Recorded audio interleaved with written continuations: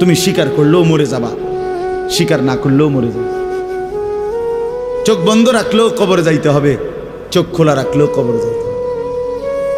কি বলে, রাজপ্রাসাদের মানুষটাও মরে যাবে, কুড়ে ঘরের মানুষটাও মরে যাবে। সুখের খাবার যার মুখে সেও মরে যাবে, ভিক্ষার থালা যার হাতে সেও মরে যাবে, যাবে না? তো যেটা নিশ্চিত অনিবার্য বাস্তবতা, যে মৃত্যুকে আড়াল করার, অস্বীকার করার, পাশ কাটার কোনোই ব্যবস্থা নাই, কোনোই ব্যবস্থা নাই। না না ক্ষমতা দেখাইয়া, না কাইন্দা কাইটা, কোনো সিস্টেম নেই। ক্ষমতা দিয়েও মৃত্যুকে ঠেকানো যাবে না, কাইন্দা কাইটাও কি করা যাবে না মৃত্যুকে। যেটা নিশ্চিত সেটাকে ভুলে যাওয়া কেন ভাই? কেন ভুলে যাব আমরা? আল্লাহ নবী সাল্লাল্লাহু আলাইহি ওয়াসাল্লামের যেই হাদিস আমি পড়ছি, এটাই নবীজি বলছেন, আকসিরু যিকরা হাদিমিল লাযযাত, আমার উম্মত প্রতিদিন বেশি বেশি ওই জিনিসটাকে স্মরণ করো যেটা তোমার সমস্ত স্বাদ, আহ্লাদ, সমস্ত ব্যস্ততা সব কিছুকে স্তব্ধ করে দিবে। সব কিছু, সেটার নাম মৃত্যু। হাদিসে আছে মৃত্যু সব কিছু বন্ধ করবে। তোমার নাক, তোমার চোখের দৃষ্টি, তোমার কানের শ্রবণ শক্তি, তোমার জবানের উচ্চারণ, তোমার জিহ্বার স্বাদ, তোমার হাতের নড়াচড়া, তোমার ব্যস্ততার এই জিন্দিগি স্তব্ধ করে দিবে। দিবে কিনা বলে? আমি অনেক সময় বলি, আমার প্রায় সময় জানাজা পড়তে গেলে মনে হয়, দেখবেন জানাজার নামাজেও মনে করেন 10:30 বাজে জানাজার টাইম দিছে, 10:30 জানাজা, 10:34 বাজে গেছে, 30-40 বাজে গেছে। কিছু মানুষের এই পরিমাণ অস্থিরতা, এই মিয়া টাইম টেবিল ঠিক রাখো না, কইলা 10:30 জানাজা, 10 মিনিট ওভার হয়ে গেছে, কতক্ষণ খাড় করায় রাখবা? মানে উনি ব্যস্ত, ওনার এই 10 মিনিট সময় নাই। আল্লাহর কসম বন্ধু, এই মানুষটাও এরকম ব্যস্তই ছিল। যে মানুষটার জানাজা হচ্ছে এখন, যার লাশ এখানে শোয়ানো, এই লোকটাও এমন ব্যস্তই ছিল। তার হাতেও একদিন সময় ছিল না। আজ গোটা পৃথিবী সব আগার জায়গায়, এই বেচারা শুধু নিস্তব্ধ। চোখের সামনের জলজ্জান্ত মানুষটা স্তব্ধ, আর হাত নড়ে না, পাও নড়ে না, আর চোখ নড়ে না, জিহ্বা নড়ে না। এই জন্য দুনিয়ার এই ব্যস্ততার ভিতর দিয়ে আমরা যদি মনে করি যে আমি শুধুই দুনিয়া, ভালো মন্দ, লাভ লোকসান, চাওয়া পাওয়া, প্রাপ্তি অপ্রাপ্তি, মনের চাহিদা পূরণ, সবকিছু শুধু দুনিয়া ভাইয়া, বাবা তো আখিরাত কার জন্য? কবর কার জন্য? তাইলে নবীজি সাল্লাল্লাহু আলাইহি সাল্লাম কাকে তাইলে আখিরাত বুঝাইতে চাইছেন? আল্লাহর কোরআন এমন কোন সূরা নাই, কোরআন শরীফের 114টি সূরা, 114টি সূরার এমন কোন সূরা নাই, এমন কোন রুকু নাই কোরআনে যেখানে আখিরাতের কথা, পরকালের কথা আলোচনা নাই। এই পরিমাণ আল্লাহ তাআলা আখিরাত, আখিরাত, পরকাল, পুনরুত্থান, হাসরের মাঠ, এগুলো আল্লাহ তাআলা এতবার বলছেন, অস্বীকার করার, পাশ কাটার কোনো সুযোগ নেই, কোনো সুযোগ নেই। কোরআন শরীফে আছে সূরা মুলকের মধ্যে, জাহান্নামী যখন চিৎকার করবে, জাহান্নামের ফেরেশতারা তখন বলবে, আলাম ইয়াতিকুম নাদির, এই নাফরমান, তোমারে কি কেউ কোনোদিন জাহান্নামের ভয় দেখায় নাই? ক্বালু বালা, সে বলবে হ্যাঁ, কদ জাআনা নাদির, আমার কাছে বহু ভয় প্রদর্শনকারী বান্দা এসেছিল। কত ইমাম, কত খতিব, কত আলেম, কত ওয়াইজ, কত বক্তা, কত পীর, কত মাশায়েখ, কত আউলিয়া, কত বুজুর্গ চোখের পানি ফেলে ফেলে বারবার বারবার আমার এই জাহান্নামের কথা বলছিল, কিন্তু ফাকাদ্দাবনা, আমি মিথ্যা মনে করেছি। ওয়াকুলনা মা নাযালাল্লাহু মিন শাই, আমি আরো বলছি এগুলো আল্লাহ বলে নাই, তোমরা মোল্লারা, মুন্সিরা তোমরা বানায়া বানায়া বলো। হ্যাঁ, অনেক বেত্তমিজ লোক আছে, ও আইতো না, হুজুররা যত কয় এত না, না ওরা জানে, ওরা আগেও একবার ফিডা খাইয়া আইছে, ওরা একবার ঘুরে আইছে হাসরের মাঠ, ওরা জানে যত কয় এত না। ও কইতে লাগলে সবাই কয়, ও বাড়াইয়ে কয়, মাইক ফাইলে কে না কয়। এই সমস্ত বিদ্রুপ আলেমদের কথাকে আপনি অবজ্ঞা করিলেন। আসলে তো আলেমদের কথা না, কথা যদি হুজুরের কথা হইতো তাইলে না হয় আপনি ফেলে দিতেন, কিন্তু জবানে না হুজুরের কথা, তো সরাসরি আল্লাহর কথা, তো রাসূলুল্লাহর, আল্লাহর, তো সে কথা প্রত্যাখ্যান করলেন কেন? আপনি আমার কথা, আমার ব্যক্তিগত যদি কথা হয় সেটা ফেলে দেন, কথা বোঝেন নাই। কিন্তু উলামায়ে কেরাম আপনাদেরকে নসিহতের মাধ্যমে নিজের ব্যক্তিগত হুজুরদের কথা বলে না, কথা বলেন না কেন? কার কথা বলে? আল্লাহর কথা বলে, রাসূলুল্লাহ সাল্লাল্লাহু আলাইহি সাল্লামের কথা বলে, তো সেটা বাদ দিলেন কেন? সেটা বাদ দিবেন। আমার ব্যক্তিগত কথা তো আপনাদের ধরতে বলি নাই, আমার ব্যক্তিগত কথা বলি, আপনারা দেখি গ্রহণ করেন কিনা বলেন। মনে করেন আমি কুমিল্লা ক্যান্টনমেন্ট থাকি, ময়নামতি সাহেবের বাজার, আমার মাদ্রাসা বাসা ওইখানে। তা আমি কুমিল্লা ক্যান্টনমেন্টে একটা বড় টাওয়ার আছে, গুমতি টাওয়ার। এই গুমতি টাওয়ারের নিচে আন্ডারগ্রাউন্ডে মুদি দোকান এবং তরি তরকারির দোকান। আমি প্রত্যেক দিন ওইখানে তরি তরকারি এবং মুদি যত মাল, এই যে পেঁয়াজ রসুন আদা তেল এগুলো এবং মাছ তরকারি, এগুলো ওই গুমতি টাওয়ার থেকেই সবসময় কিনি। আপনারাও সবাই নিয়ত করেন ইনশাআল্লাহ এখন থেকে সবাই কুমিল্লা ক্যান্টনমেন্ট গুমতি টাওয়ার থেকেই তরকারি এবং চাল ডাল তেল কিনবেন, বলেন ইনশাআল্লাহ। কথা বলেন না তো, তা আপনি কি বলবেন? কি কি হুজুর আপনি পাগল হইলেন? আমি কিনতাম, আমার আমনের ক্যান্টনমেন্ট আমি কিনতাম যাবো, আমাকে দেশে কি মাছ তরকারির অভাব পড়ছে নি? ঠিক কিনা বলেন না কেন? তাহলে এইটা না আমার ব্যক্তিগত কথা, কথাটা আমার বুঝছেননি? এইটারে তো আপনারে মানতে কই নাই আমি তো বলি না আপনারে যে আপনি আমার লগে গিয়ে বাজার করেন। তাহলে আপনি যে বললেন হুজুর এরম কয়, হুজুরের সব কথা ধরলে চলন যাইতো না বর্তমান জমানায়। আপনারা তো আমার একটা কথাও ধরতে বলি নাই, আপনাকে বলছি আল্লাহর কথা না ধরতে। আপনাকে তো বলেছি ভাইয়া রাসূলুল্লাহ সাল্লাল্লাহু আলাইহি ওয়াসাল্লামের কথা ধরতেন। আল্লাহর কথা ফিরায় দেয় কেমনে? নবীর কথা ফিরায় দেয় কেমনে? বলেন বাবা, মেহেরবানি করে। এই জন্য বুঝতে শিখেন, বুঝতে শিখেন। তিনটা জিনিস আমাদের মধ্যে লাজেম থাকা চাই। এক হলো তাওহীদ, দুই হলো রিসালাত, তিন হলো আখিরাত।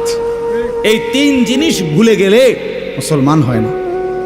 তাওহীদ ভুলে গেলে, অর্থাৎ লা ইলাহা ইল্লাল্লাহ, জীবনের সব ব্যাপারে সব বিষয়ে যা কিছু হচ্ছে আমার জীবনের এই সারা পৃথিবীর কায়নাতের সমস্ত নড়া চড়া প্রত্যেকটা বিন্দু বিসর্গ করছেন শুধুই একজন, তিনি আল্লাহ।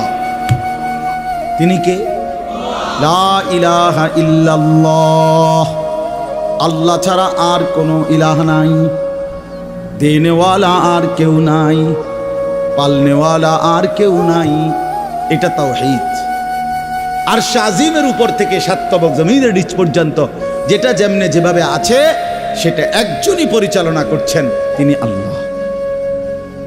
এ কথা যত দিলের মধ্যে বসাইতে হবে। দুই নাম্বার রিসালাত। রিসালাত মানে হলো মুহাম্মাদুর রাসূলুল্লাহ সাল্লাল্লাহু আলাইহি সাল্লাম, এই কথা গ্রহণ করা। এই কথা আবার গ্রহণ করার কি?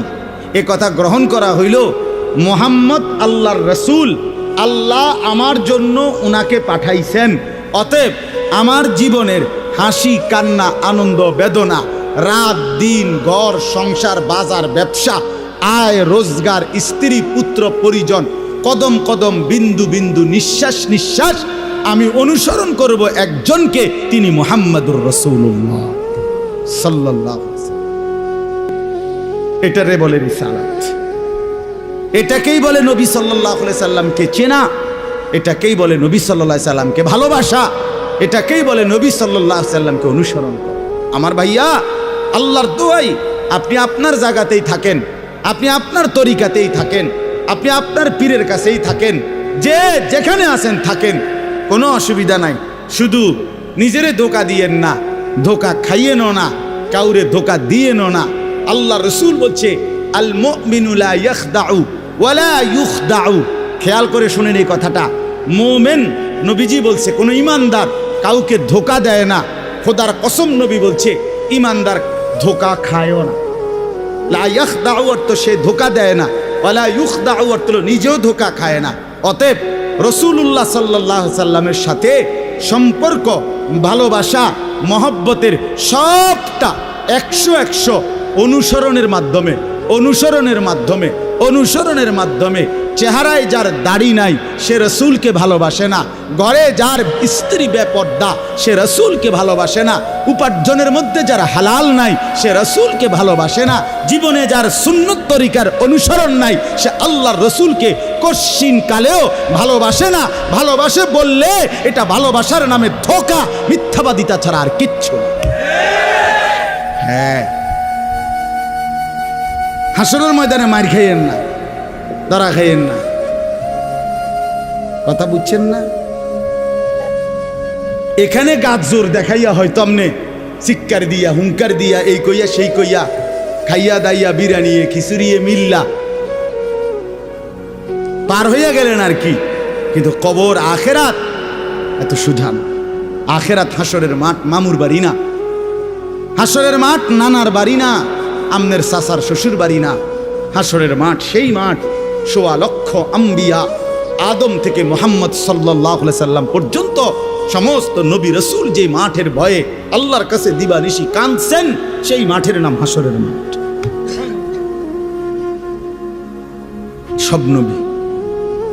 সব নবী আল্লাহর কাছে হাসরের মাঠের ব্যাপারে দোয়া করছে।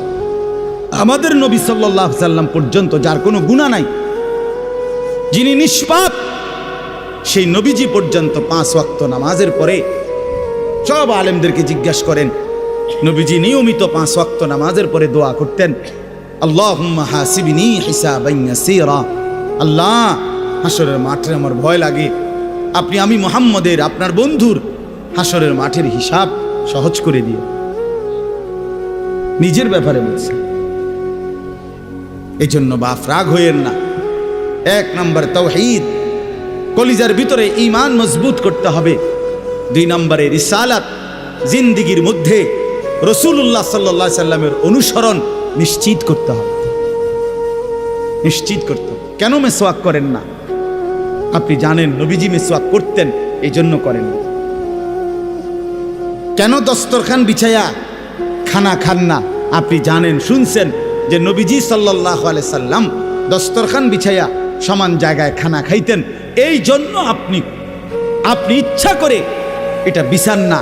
কারণ আপনার কলিজার ভিতরে সিদ্ধান্ত, আমি মুহাম্মদুর রাসূলুল্লাহ সাল্লাল্লাহু আলাইহি সাল্লামের বিরোধিতা করব। কেন আপনি দাড়ি কাটেন? কারণ আপনি শুনছেন নবীজি দাড়ি লম্বা করতে বলছে, এই জন্য আপনি এটা বুঝাইলেন। রাসূলুল্লাহ সাল্লাল্লাহু আলাইহি সাল্লাম আপনি কইছেন, আচ্ছা আমরে দেখাম, আপনি জানেন। হ্যাঁ, আপনার বাম পাও দিয়া ঢুকতে বাথরুমে, টয়লেটে মনে থাকে না। কেন মনে থাকে না? আপনি জানেন না এটা নবীজি বলছে।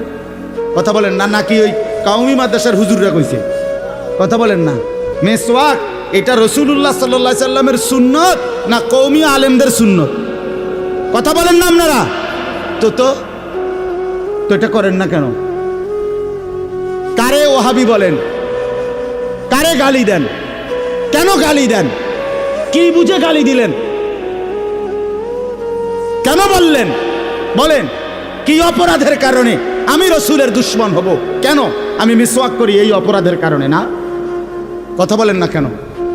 আমি দাড়ি রাখছি দেখে এই অপরাধের কারণে? কোন আমার স্ত্রী পর্দানসীন, আমার মেয়ে পর্দা করে, আমার ঘরে টেলিভিশন নাই, আমার রোজগারের মধ্যে আমি হারাম করার চেষ্টা করি না, তো সব ক্ষেত্রে রাসূলুল্লাহ সাল্লাল্লাহু আলাইহি সাল্লামের সুন্নাতের উপরে চলার চেষ্টা করলাম, তা আমি রসুলের দুশ্মন কেন হলাম? আমি বুঝাইলাম, আমি বলতে মানে আপনি যে কোনো একজন আলেমে দ্বীনকে আপনি কেন নবীর দুশ্মন বলবেন? এত বড় জুলুম কেন করেন? এত বড় কেন জুলুম করেন বাবা? চা দোকানে বসে একজন আলেমের বদনাম করলেন, আপনি আন্দাজ করলেন একজন আলেমের ইলমের কদর কত? আমরা কিতাবে স্পষ্ট পড়ছি সারা পৃথিবীর ইমানদারের সমস্ত বন্দিগি আর আল্লাহর রাস্তায় জিহাদ, এই দুইটার পার্থক্য কদ্দুর। সারা পৃথিবীর ইমানদারের সমস্ত ইবাদাত একটি সমুদ্রের মধ্যে যদি কেউ আঙ্গুল দেয়, আঙ্গুল চুবায়, তো আঙ্গুলের অগ্রভাগে পানি লাগবে যে দূর, এতে করে সমুদ্রের ঢেউ তো বন্ধ হয়ে যাবে, ঠিক না? নৌকা চলা বন্ধ হয়ে যাবে না? সমুদ্র টের পাবে কিছু? কিতাবে স্পষ্ট আছে একজন ইমানদারের সমস্ত মুমিনের সব ইবাদত একত্র করিলে এইটার মর্যাদা হলো আঙ্গুলের অগ্রভাগের পানি। আর আল্লাহর রাস্তার জিহাদ ফি সাবিলিল্লাহ, জীবন দেওয়া, জিহাদ করা, এটা সমুদ্রের বাকি পানি। এরপরে লিখছে যে সমস্ত ইবাদত এবং আল্লাহর রাস্তার যুদ্ধ, এইটাও এবার একসাথ করেন। এই সবটা এবার ইবাদাত এমনকি জিহাদ সবটা একত্র করিলে আঙ্গুলের অগ্রভাগের পানি, খোদার কসম, আল্লাহর কসম, এলেম, কোরআন সুন্নাহর এলেম, এইটা সমুদ্রের বাকি পানি। বিশ্বাস করে এবার বলেন এক আলেমে দ্বীনের কদর করে আপনি কারে টিটকারি করলেন? কারে? ওটা আপনার মসজিদের ইমাম ৬,০০০ টাকা বেতন দেখে আপনার চোখে লাগছে না? বেটার বেতন কম। হ্যাঁ, বেটার বেতন কম তো আপনি না কম দিছেন, উনি নি কম নির্ধারণ করছেন, আপনি না তারে মূল্যায়ন করেন না। কথা বলেন না কেন? আমাদের সমস্ত একার একটা স্পষ্ট কথা খেয়াল করেন, যদি এক সমস্ত মুসলমানের টার্গেট হইতো যে আমি প্রত্যেক বিষয়ে আল্লাহর কোরআন রসুলের সুন্নাত মোতাবেক চলবো, তাইলে এই পৃথিবীতে মসজিদের ইমামের চাইতে ব্যস্ত জিন্দিগি আর কেউ পালন করার কথা ছিল না। কেন? ওই মহল্লার সমস্ত মানুষের ঈমান, ইসলাম, আখিরাতের সমস্ত দিক নির্দেশনা সারাক্ষণ উনাকে দিতে হইতো, তখন উনার কদরও হইতো অনেক, তখন উনার বেতনও হইতো অনেক, উনার হাদিয়াও হইতো অনেক। কিন্তু আমাদের কলিজার ভিতরে আখিরাত লাগে না মনে হইছে, কোরআন তেলাওয়াত লাগে না, রসুলের সুন্নাত লাগে না, মেয়ের বিয়েটার মধ্যে নবীর সুন্নাত কি এটা জানার দরকার নাই, ছেলের বিয়েটার মধ্যে নবীর সুন্নাত কি এটা জানার দরকার নাই। ওই হদ্দার মাতব্বর মিল্লা তারা ঠিক করছে বিয়েটার মধ্যে চেয়ার হইব ২০০, টেবিল হইব মোট ৩০টা, গেট হইব একটা ৭০,০০০ টাকা দামের গেট, হাইয়েস্ট গাড়ি যাব ৬০টা, প্রত্যেকটার মধ্যে বেড়া বেড়ি মিল্লা বইব ১৪ জন, তো ৫টার মধ্যে ৫, ১৪, ৭০ জন। এরপরে দিয়া গেটে দিব ২,০০০, বাজে খরচ হইল ৩,০০০, এই হইল ৫,০০০। এগুলো হইল হিসাব। আর হুজুরেরা আইয়া কয়ে গেছে রবিবারে মাইয়াগার বিয়া, দুপুরে দুগা ভাত খাইয়ে যাই। বুঝেন নাই? কিন্তু যদি সে জানতো যে রাসূলুল্লাহ সাল্লাল্লাহু আলাইহি সাল্লামের 4টা মেয়ে নবী বিয়ে দিছেন, আমি সেভাবে রাসূলের মেয়ে যেভাবে বিয়ে দিছেন আমি আমার কন্যাকে সেভাবে বিয়ে দেব, তাইলে তো ইমাম সাহেবের কাছেই উনি আগে আসতো, ঠিক কিনা বল? আলেমের কাছেই আগে আসতো। কিন্তু ওই যে ওনার তো এটা দরকার নেই।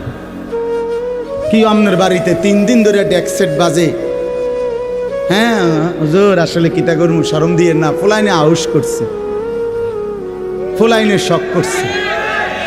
হায় রে আল্লাহ, হায় মুসলমান, এইভাবে রাসূলুল্লাহ সাল্লাল্লাহু আলাইহি সাল্লামের হুকুমকে, সুন্নাতকে গলা টিপে হত্যা করলেন। নবীজি নিজে বলছে না, আপনারা কতবার শুনছেন, নবীজি বলছে বিয়ে আমি রাসূলের সুন্নাত, বলছি কিনা বলেন? আবার বলেন বলছি কিনা? তাহলে যার সুন্নাত তার মতো হইতে হবে না? তো রাসূলুল্লাহ সাল্লাল্লাহু আলাইহি সাল্লামের সুন্নাত বিয়ে, তো বিয়ে নবীজি সাল্লাল্লাহু আলাইহি সাল্লাম বিয়ের মধ্যে গায়ে হলুদ, ডেক সেট, এই লম্বা গেট আর গাড়ির মধ্যে ফুল, এই সব। আমি অনেক সময় অনেকের জিজ্ঞাসা করছি যে ভাই বিয়ে কার, বিয়ে কার? কইছে ওনার। আমি কই এই ফুল দিয়ে লাগাইছেন গাড়ি, বিয়ে তো প্রাইভেট কারে করানো উচিত। বেকুব যদি পুরা তার সিরা হয়, এই মাতাল হওয়ার কারণে একমাত্র তার সিরা দেখা প্রাইভেট কারের মধ্যে কি লাগাইছে। কিরে বেটা, বিয়ে হইলো এতের, ফুল লাগাইলো কোথায়? প্রাইভেট কারে। পাগল কারে কয়? এই পাগলের বাতরাম দেখে। বলেন আপনারা, চাচা আপনারা বলেন, এটা বিবেক নি কথা। কি বিয়ে করে এতে ফুল লাগায় প্রাইভেট কারের? বলদ নি আমনে, এর থেকে বড় বলদ আর কি? আস্তাগফিরুল্লাহ, কি পরিমাণ বোকা আমরা। 10,000 টাকা কোথায় লাগাইলেন? 10,000 টাকা এই ফুলগুলো লাগাইতে গিয়ে 5,000 টাকা, 7,000 টাকা, 10,000 টাকা কোথায় দিলেন? 10,000 টাকা পেলে একজন এতিম সন্তান 1 বছর পড়ালেখা করতে পারত। 10,000 টাকা পেলে একজন বিধবা নারী হয়তো তার 2 মাসের চাল ডাল কিনতে পারত। আর আপনি বিয়ের গাড়িটা সাজায় নিয়ে গেলেন, মেয়ের বাড়িতে দাঁড়াইতে দেরি, ফাওড়া দিতে দেরি, গাড়িটা থামতে দেরি, ছেলেগুলোরে নামাইলে জামাইরে নামাই নিতে নিতে পরবর্তী সর্বোচ্চ 5টা মিনিটের ভিতরে আইসা দেখবেন একটা ফুলও গাড়িতে নাই। এত বড় বেউকুফ যেটা আমার 5টা মিনিট টিকলো না, আমি কার জন্য সাজাই? কার জন্য সাজাই? এই জন্য বাবা 1 নাম্বার বললাম আল্লাহর প্রতি তাওহীদ, আর 2 নাম্বার হলো পুরা জিন্দেগি রাসূলুল্লাহ সাল্লাল্লাহু আলাইহি সাল্লামকে অনুসরণ করা।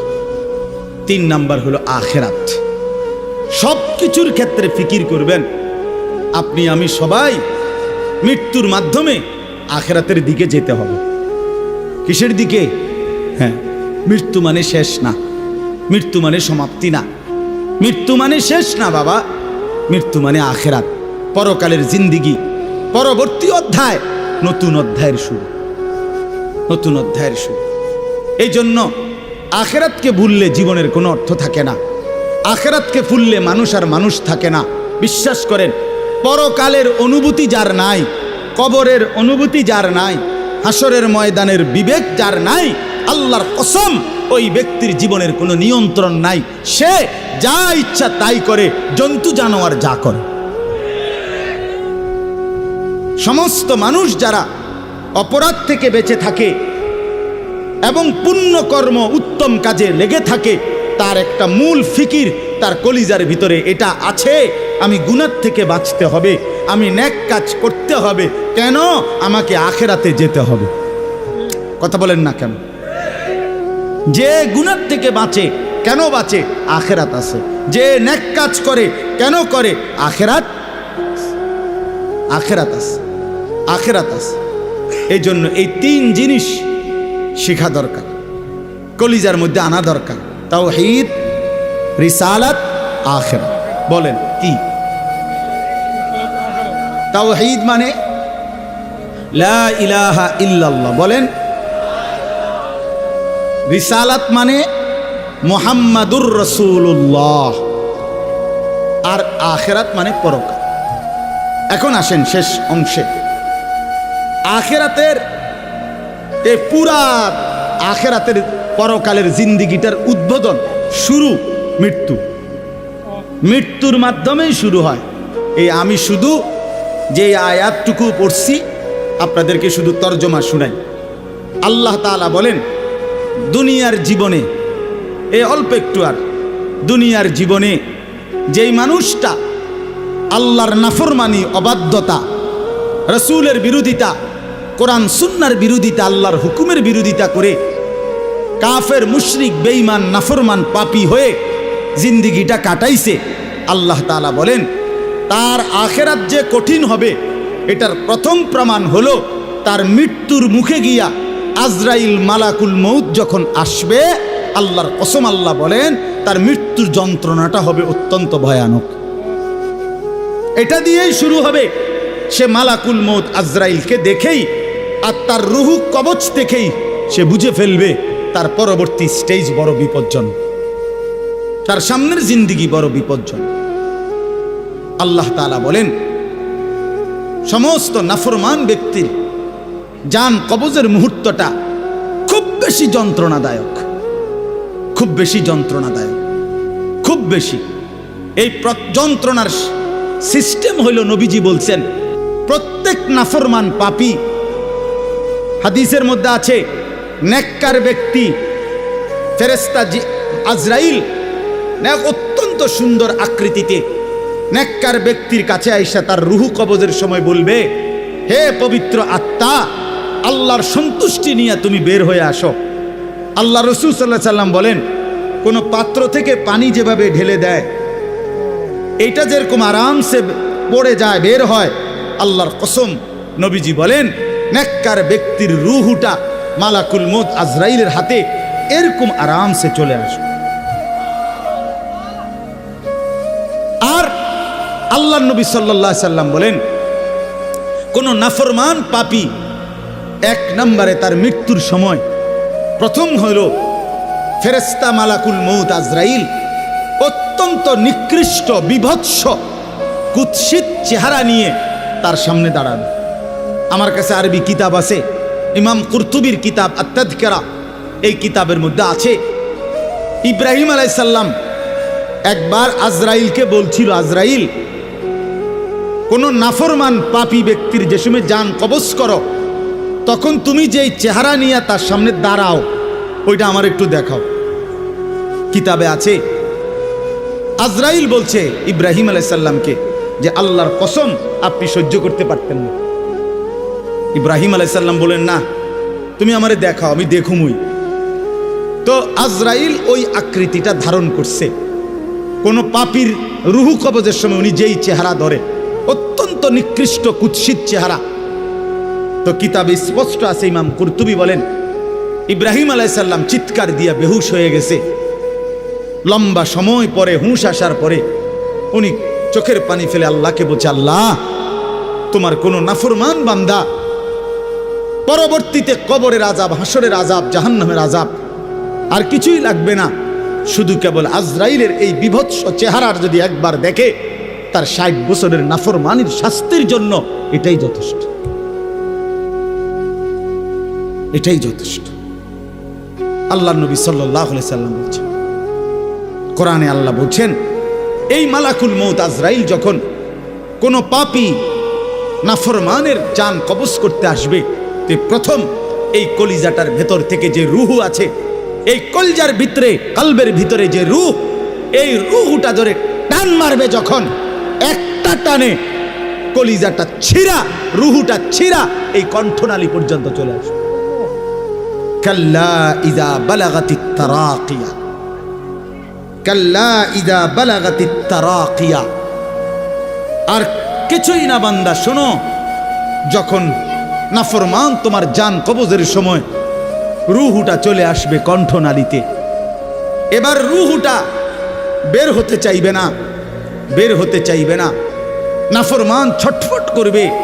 আর ফেরেশতা আজরাইল, ফেরেশতা ছিঁড়া বিরা কোনো জিনিসকে, কোনো ধারালো লোহা, শিক, এটা যদি আগুনের মধ্যে, আপনার আগুনে পোড়ানো জিনিসের মধ্যে টান দেয় তাইলে যেরকম ছিঁড়া ভিড়া আসে, আল্লাহর কসম আল্লাহ রাসূল বলছে আজরাইল যখন রুহু ধরে আবার টান মারবে তো সমস্ত দর শরীর ছিন্ন ভিন্ন করে এই রুহু বের করে আনবে। ওয়াকিলা মান রাক, আল্লাহ বলে আশপাশের মানুষগুলো তখন বলবে ওই লোকের ছটফটানি দেখা, হায় তাকে বাঁচাবার জন্য কোনো ওজা ডাকো, বৈদ্য ডাকো, ডাক্তার ডাকো, কবিরাজ ডাকো, কে আছো তাকে চিকিৎসা করবে, ডাকো না, আনো না, অত ভীষণ ছটফট করছে। আল্লাহ বলেন যান্না আন্নাহুল ফিরাক, কিন্তু ওই নাফরমান বুঝে ফেলবে আজ আর তাকে কেউ ফিরাইতে পারবে না, তাকে দুনিয়া থেকে বিচ্ছিন্ন হতেই হবে, তাকে চলে যেতেই হবে। বন্ধু আমার, বাপ আমার, একটা জরুরি কথা আপনারা বয়স্ক লোকেদেরকে বলি। রাসূলুল্লাহ সাল্লাল্লাহু আলাইহি সাল্লাম বলেছেন, আমার এই কথাটা খেয়াল করেন, নবীজি বলছেন ইন্নাল্লাহা ইয়াকবালু তাওবাতাল আবদ মা লাম ইউগারগির। বান্দা যখন আজরাইলকে দেখে তখন তার রুহে, তার শরীরের মধ্যে আরে গড়গড়া শুরু হয়, মৃত্যুর গড়গড়া শুরু হয়। আল্লাহ রাসূল বলছেন তখন আর আল্লাহ তাআলা কারো কোনো তওবা কবুল করেন, তওবা কবুল করেন। ওয়ালাইসাতিত তাওবাতু লিল্লাযিনা ইয়ামালুনা আস-সাইয়্যাত হাত্তা ইযা জাআ আহাদাহুমুল মাউত ক্বালা ইন্নী তুবতুল আন। আল্লাহ বলেন যে মৃত্যু পর্যন্ত নাফরমানি করে গেছে, যখন মৃত্যুর মুখে আজরাইল আসছে এখন বলতেছে আল্লাহ আমি তওবা করলাম। আল্লাহ বলেন ওয়ালাইসাতিত তাওবা, এমন তওবা আমি আল্লাহ গ্রহণ করব না। আমরা অনেক সময় 90 বছরের বুড়া, 70 বছরের বুড়া মিয়া একদম লম্বা হইয়া সোজা হইয়া গেছে, এবার দম টাইনতে আছে লম্বা কইরা। এই সময়ে গিয়া 200 টাকা হাদিয়া দিয়া হুজুরে আনছে, হুজুর তোবাটা ফরাইয়া দেন, আব্বারে ব্যস্তটা বুঝ করে দেন, ধরেন এই 200 টাকা। কি তওবা করাবে হুজুর? হুজুর এখন ওনার কোনো এহসাস অনুভূতি আছে? কথা বলেন না কেন? উনি জানে কিছু কি বলতেছে, কি তওবা করাইলেন? কিসের তওবা? কিসের তওবা এটা? কিসের তওবা? গুনাহ করলেন আপনি, আপনার ফরামু বুঝি আমি? হ্যাঁ, আপনার গুনাহ আপনি না জানেন। এই জন্য আল্লাহ কোরআনে বলছেন, ওয়াল্লাযীনা ইযা ফাআলু ফাহিশাতান আও যালামু আনফুসাহুম যাকারুল্লাহ। আল্লাহ বলে, বান্দা শোনো, জীবনভর যদি গুনাহ করো, নাফরমানি করো, জুলুম করো, নাফরমানি করো, কিন্তু আমার যেই বান্দা গুনাহ করবে অথবা নাফরমানি, অশ্লীলতা, বেহায়াপনা করে, আল্লাহ বলেন যদি সাথে সাথে আমি আল্লাহকে মনে করে, অতঃপর ফাস্তাগফারু লিযুনুবিহিম, আমি আল্লাহর কাছে নিজের গুনাহের জন্য মাফ চায়, ওয়া মান ইয়াগফিরুয যুনুবা ইল্লাল্লাহ, বুঝে শুনে দিল থেকে বলে আল্লাহ আপনি মাফ না করলে মাফ করবে কে? ওয়ালাম ইউসিররু আলা মা ফাআলু ওয়া হুম ইয়ালামুন, আর আল্লাহকে বলে আল্লাহ এই গুনাহ আমি ছেড়ে দিলাম, ওয়া হুম ইয়ালামুন, জেনে বুঝে এমন নাফরমানি আর করব না, মাফ করে দেন। খোদার কসম আল্লাহ বলেন, বুঝে শুনে আমার বান্দা যদি গুনাহ ছেড়ে দিয়ে আর করবে না ওয়াদা দিয়ে, আমি আল্লাহর কাছে চোখের পানি ফেলে মাফ চায়, এবার গুনাহ যদি আসমান পরিমাণও হয়, আমি আল্লাহ ওয়াদা করলাম বিনিময়ে পুরা মাগফিরাত দিয়ে দেব। উলাইকা জাযাউহুম মাগফিরাতুম মির রাব্বিহিম, পুরা মাফ। যে শর্ত হইল বান্দা আর করবা না, ওয়াদা দিতে হবে, গুনাহগুলো ছেড়ে দিতে হবে। আমনের কলজার ভিতরে হইল আমনে কোনো সুদের টিয়া ছাড়তেন না, আমনে কোনো বিড়িখানা ছাড়তেন না, আমনে কোনো সাদওয়ানের টেলিভিশন সাউন্ড বন্ধ করতেন না, আমনে হুজুরের লগে যে ডোলেন আস্তাগফিরুল্লাহ রাব্বি, আমনে কীর্তন লরেন, আমনের পকেটে দে বিড়ি, আমনের লেগে দে সাদওয়ানে টেলিভিশন লইয়া বইয়া রয়েছে দোকানদার, আমনে লরেন কীর্তন, কি এর তওবা করেন কার কাছে? আল্লাহ বুঝে না? কথা বলে না? হ্যাঁ, আল্লাহ জানে না? এটারই নি কয় তওবা। টেলিভিশনের দিকে চাইয়া চাইয়া কয় তোবা তোবা তোবা তোবা। আহারে কিতারে বাবা রে, দেশটার মধ্যে কি শুরু হইল? আপনি যেটি চাইতে আছেন এটি শুরু হয়েছে। আস্তাগফিরুল্লাহ, আস্তাগফির। এজন্য বাবা জওয়ান হন, বৃদ্ধ হন, গুনাহ ছাড়তে হবে এখন। কখন বলেন? ওই বাবা বলেন না কখন? এখন এখন এখন, আজ। গুনাহ করলেন যখন, ছাড়বেন তখন। দিল, দিমাগ, আকল, হুঁশ আছে যখন, এটা মনে রাখে। আল্লাহ তাআলা বলেন, ওয়াযান্না আন্নাহুল ফিরাক, আশপাশের লোকজন তো ডাক্তার কবিরাজ লইয়া ডাকাডাকি করছে, কিন্তু সে বুঝে ফেলছে তাকে দুনিয়া থেকে আলাদা হবে, আর থাকতে পারবে না। ওয়ালতাফাতিস সাকু বিসাক, আল্লাহ তাআলা বলেন ভয়ে আর আতঙ্কে নাফরমান পাপী জান কবজের সময় তার দুইটা পাও মিলাইবার মতো ক্ষমতাও আর তার থাকবে না। পায়ের দুইটা গোসা, গোড়ালি, এইটা পর্যন্ত কুদুর লাগানো অথবা সরানো এই ক্ষমতাটাও থাকবে না। এতটা ভয়ে আতঙ্কে পাও নিয়ে পড়ে থাকবে যে পায়ের গোসা, গোড়ালিটা পর্যন্ত নাড়াইতে পারবে।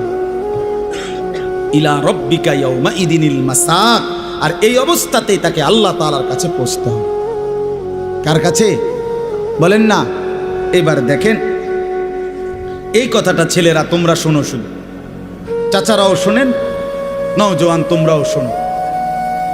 4টা আয়াতে কোরআনুল কারীমে আল্লাহ বলছেন, মোট 4 জায়গায়, যে আল্লাহ বলছেন মৃত্যুর যন্ত্রণা নাফরমানের অত্যন্ত কঠিন। এই জান কবজের সময় একেবারে সব ছিঁড়া লাবে।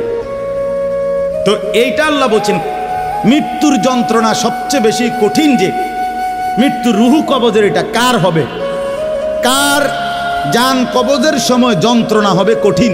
আল্লাহ বলছেন ফালা সাদ্দাকা ওয়ালা ইলা রব্বিকা ইয়াউমা ইদিনিল মাসাক ফালা সাদ্দাকা ওয়ালা সাল্লা।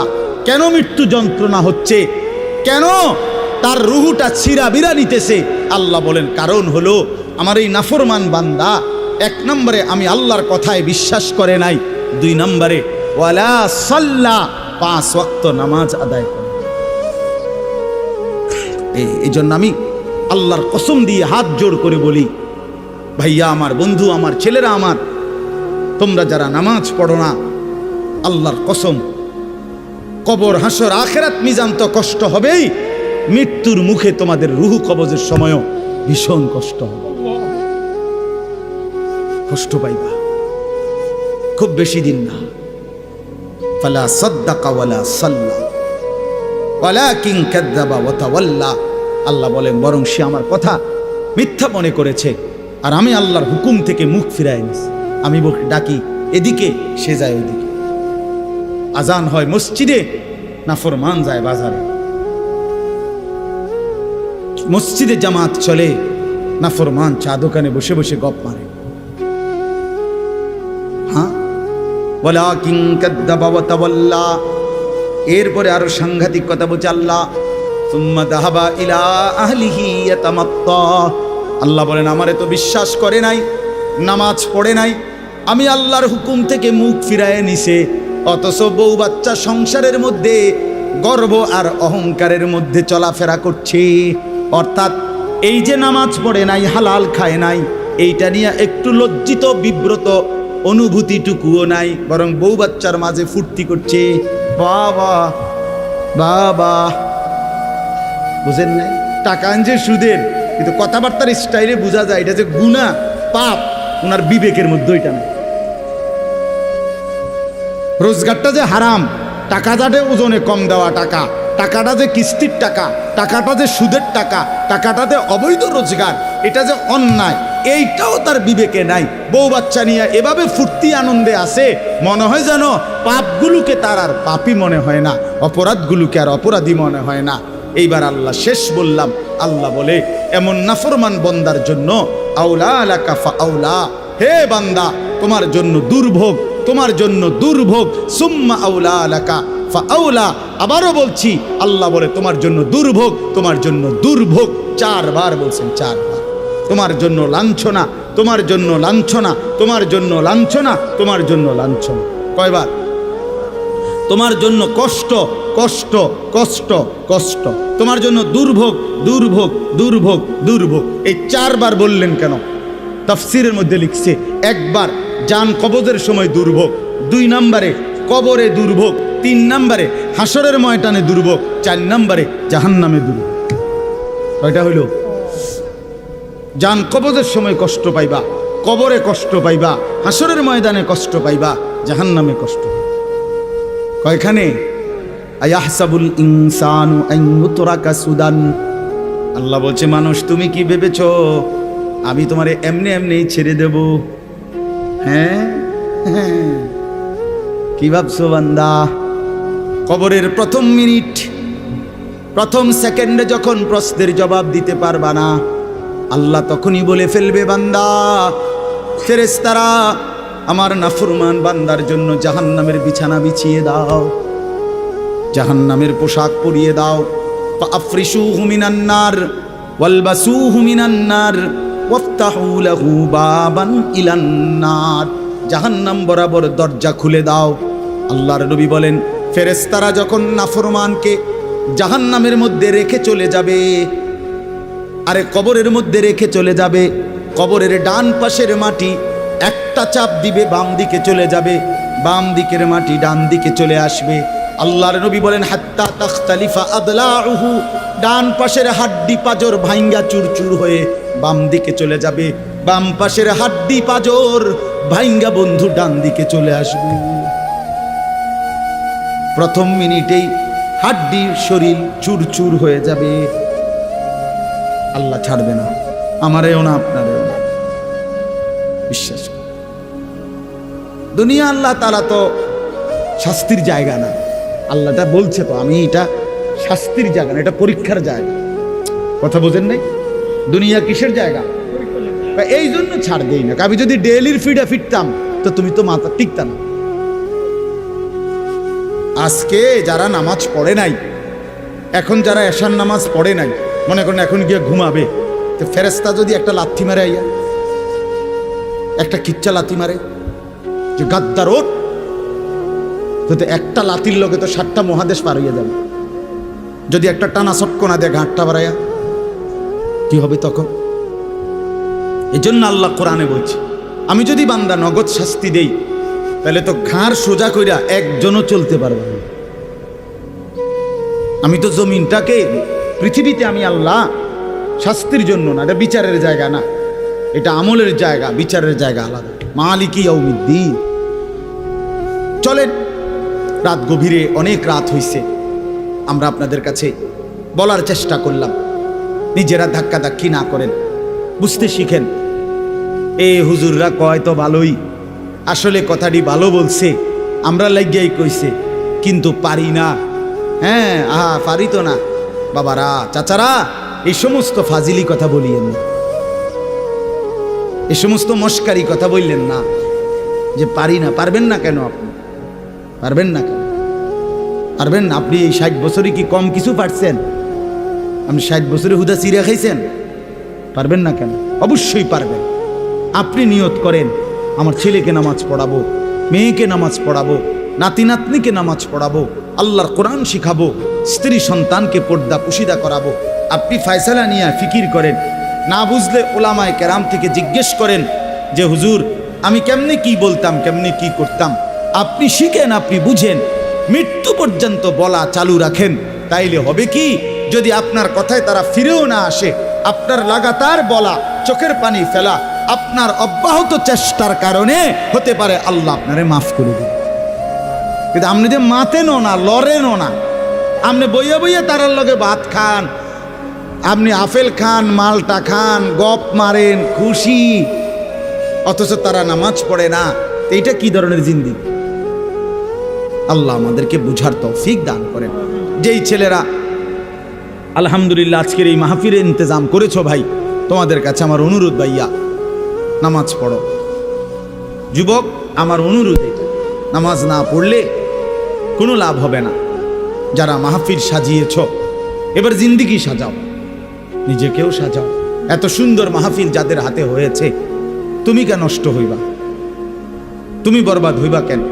তুমি মানুষকে ডাকলা আল্লাহর দিকে, নিজে দিলা না সেজদা, তো কি লাভ হলো ভাইয়া? কি লাভ হলো? এটা কেমন ইনসাফ হলো ভাই? এজন্য দয়া করে বাপ, প্রত্যেকটা যুবক ইনশাআল্লাহ আল্লাহর জন্য, দ্বীনের জন্য নিজেকে সুন্দর করে ইবাদত আমল না করলে হবে না। আগামী দিনে ইসলামের জন্য আরো কোরবানি লাগবে। অবশ্যই দেখেন, সারা পৃথিবীতে ইসলাম আর কুফরের যুদ্ধই শুরু চলছে। ইসরায়েল এবং ফিলিস্তিনের যুদ্ধ তেল নিয়া। কথা বলেন না কেন? তেল নিয়া, টাকা নিয়া, দিন নিয়া। ইসরায়েলের সাথে লেবাননের যুদ্ধ ঈমান আর কুফরের যুদ্ধ। কথা বলেন, সারা পৃথিবীর এই গোলযোগ বাড়তেছে। ঈমান আর কুফরের যুদ্ধ, ইসলাম আর বেঈমানের যুদ্ধ।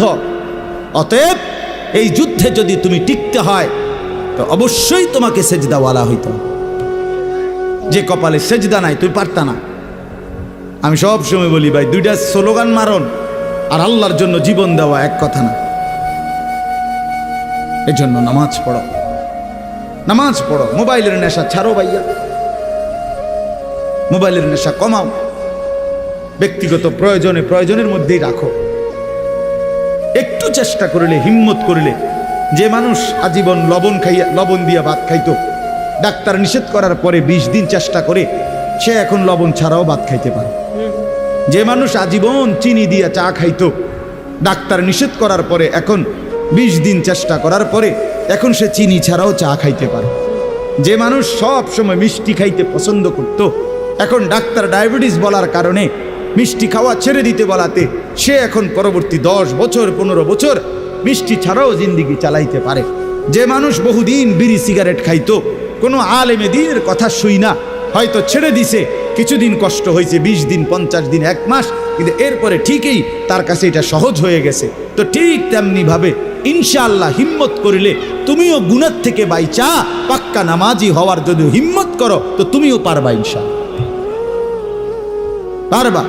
দুনিয়ার এই শরীর বাঁচাইবার জন্য যদি কত কিছু ডাক্তারের কথা মতো বিরত থাকা যায়, তো আখেরাতে জাহান্নামের আযাব থেকে বাঁচার জন্য, কবরের আযাব থেকে বাঁচার জন্য, মৃত্যুর যন্ত্রণা থেকে বাঁচার জন্য গুনাহ তো ছেড়ে দেওয়া উচিত।